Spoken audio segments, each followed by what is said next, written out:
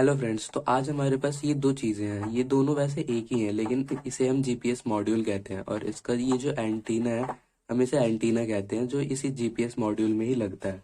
तो मैं आज आपको बताऊंगा इस जीपीएस मॉड्यूल के बारे में। तो यहाँ पर आप देख सकते हैं, सबसे पहला जो इसका कंपोनेंट है, वो इसका सबसे मेन है, वो इसका जीपीएस मॉड्यूल का चिप, जो हमें नियो 6M ब्लॉक की तरफ से दिया गया है। ये शायद आपको दिख भी रहा होगा, आप देख सकते हैं। नियो सेक्शन दिख रहा है आपको यहाँ पर, यू ब्लॉक्स की तरफ से ये चिप हमें दिया गया है। ठीक है। फिर इसके बाद आता है हमारे पास एलईडी इंडिकेटर। इसका यहाँ पर ये रहा इसका एलईडी इंडिकेटर। ये एलईडी इंडिकेटर जो है हमारे हमें बहुत सारे साइंस देता है। तो सबसे पहला इसका जो साइन होता है, वो होता है नो ब्लिंकिंग का। तो जब ये ब्लिंक नहीं कर रहा होता, जब आपने इसे इंटरफेस करा रखा है आर्डुइनो के साथ और ये ब्लिंक नहीं कर रहा, तब इसका जो साइन होता है कि ये अभी सिग्नल्स को ढूंढ रहा है, अभी इसने ढूंढा नहीं है।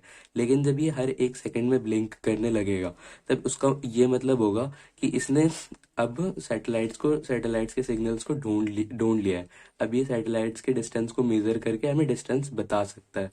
फिर इसके बाद आता है हमारे पास यहाँ एलडीओ वोल्टेज रेगुलेटर। हमें कहा जाता है बहुत सारी वीडियोस में कि आर्डुइनो को 2.7 वोल्ट देना चाहिए, 3.3 वोल्ट देना चाहिए, 5 वोल्ट देना चाहिए। लेकिन हम आर्डुइनो को ये आर्डुइनो की मदद से इसे तीनों वोल्टेज दे सकते हैं, क्योंकि ये जो रेगुलेटर है, ये इस रेगुलेटर की मदद से इस पूरे चिप में अपने जिस हिसाब से इसे इलेक्ट्रिसिटी चाहिए, उस हिसाब से रेगुलेट करके पहुंचा सकता है। अब यहाँ पर आता है हमारे पास रिचार्जेबल बटन बैटरी, जिसका काम होता है इस सर्किट को थोड़ा सा लेटेस्ट डेटा जो होता है वो सेव करके रखने के लिए थोड़ी देर तक इस चिप में ही। जब ये इस चिप में इसको सेव करके रखेगा, तब इसे आर्डिनो तक आसानी से पहुंचा सकता है। फिर यहाँ पर ये आता है HK24C32 सीरियल ई प्रॉम। इसका काम होता है जो हमारे पास TTFF time to first fix वाला जो डेटा होता है, उसको भी सेव करना, और GNSS ऑर्बिट डेटा, इन सभी को सेव करना। इसका इसका जो मेमोरी साइज होता है, वो 4 KB होता है। इस 4 KB के साइज में ये अपने जितने भी डेटा है, जैसे GNSS मैंने आपको बताया, फिर TTFF time to first fix, इन सभी डेटा को ये सेव करता है। और साथ में क्लॉक डेटा को भी सेव करता है, और लेटेस्ट डेटा को भी सेव करता है। और फिर जैसे ही वो आर्डिनो तक पहुंचा देता है, वो इसमें से भी रिफ्रेश हो जाता है। फिर हमारे पास यहाँ पर आता है यूएफएल कनेक्टर। इससे हम अपने एंटीना को कनेक्ट करते हैं। ये देखिए हमारे पास ये इसका एंटीना है, और यहाँ पर इसे हम यूएफएल कनेक्टर से इसे कनेक्ट करते हैं। यहाँ पर जो बड़े बड़े हमारे पास जीपीएस मॉड्यूल्स होते हैं, उसमें ये ऐसे यूएफएल कनेक्टर नहीं होते। उसमें हमारे पास वायर्स होती है, जिसे हम उसे जैसे वीजीए केबल से कनेक्ट करते हैं कंप्यूटर को, वैसे वैसे ही बड़े बड़े जीपीएस मॉड्यूल्स में हम उसे कनेक्ट करते हैं। तो हमारे पास ये इसके जो मेन कंपोनेंट्स थे, वो मैंने आपको बता दिए हैं। अब यहाँ पर आता है इसका जो ये इंटरफेस कराएंगे हम आर्डिनो को, वो कैसे कराएंगे। तो हमारे पास जब एक आर्डिनो होगा, तो यहाँ पर आप देख सकते हैं, यहाँ पर सबसे पहला जो वो पिन है, वो ग्राउंड का है। तो हम इसे ग्राउंड के किसी भी पिन से कनेक्ट कर सकते हैं।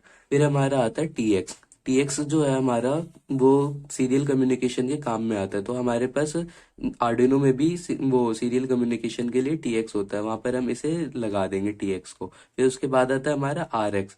फिर आरएक्स जो है हमारा, ये भी सीरियल कम्युनिकेशन के काम में आता है, इसे भी हम आर्डिनो में लगा देंगे। आर्डिनो में भी हमारा आरएक्स का पिन होता है। जब हम इसे आर्डिनो में लगाते हैं, तब हम इसे टीएक्स और आरएक्स में लगाते हैं, और फिर कोड अपलोड करने के बाद उन दोनों को इंटरचेंज कर देते हैं। जैसे आर्डिनो का टीएक्स को इसके आरएक्स में लगा देंगे, और आर्डिनो के आरएक्स को इसके टीएक्स में लगा देंगे। फिर हमारे पास आता है वीसीसी। वीसीसी में हम 5 वोल्ट देते हैं, और फिर जब हमारा यहाँ पर अगर 3.3 वोल्ट लिखा होता, तब हम इसमें 3.3 वोल्ट देते, लेकिन यहाँ पर वीसीसी लिखा है, तो हम इसमें 5 वोल्ट देंगे। ऐसे होगा हमारा इंटरफेस। इसका सर्किट भी मैं अभी आपको दिखा देता हूँ। ये अभी आपने इसका सर्किट देख लिया, तो ये इसका सर्किट। तो इसके बाद मैं आपको इसको अगली वीडियो में इसे आर्डिनो के साथ इंटरफेस भी करा के दिखाऊंगा, जिससे आपको सही से अंदाजा मिल जाए कि इसे यूज कैसे करा जा सकता है, और इसे जीपीएस के वर्ल्ड में कैसे घुसा जा सकता है। हम इससे पूरा जीपीएस का पूरा वर्ल्ड देख सकते हैं, पूरा मैप देख सकते हैं। तो वो हम किसी और वीडियो में करेंगे।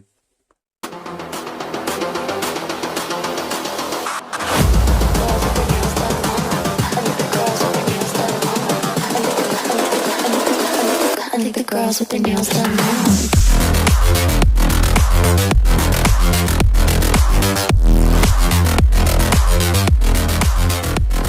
girls with their